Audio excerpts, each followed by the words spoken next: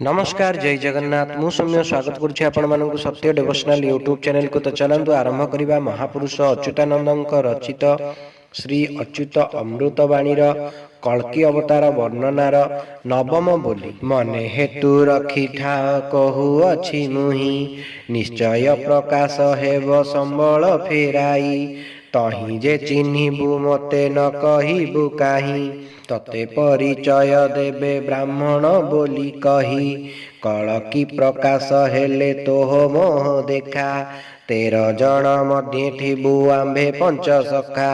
कल्की बेलकु कलिकी मात्र प्रकाशिब आज हूँ कहूची बाबू हेतु रखिथिब। कली मात्र कु बाबू न कर प्रकाश कले तु पाप पाइबु हेब महादोष।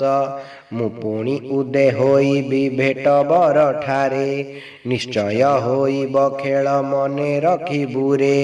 न रहिब ढमपण काहार गोटिए दयापण न करिबे न देबे मुठिए। विष्णु शर्मा घरे प्रभु होइछन्ति जात संबल नगरे प्रभु हरिहर क्षेत्र। अच्युत करिछि पण भक्तंक संगरे ताहांकर संगे थिबे द्वादश गोपाळे। एणु बाबा प्रताप जे श्रीक्षेत्र चलिले श्रीक्षेत्रे बसिण बाबा प्रभुंकु चिंतिले।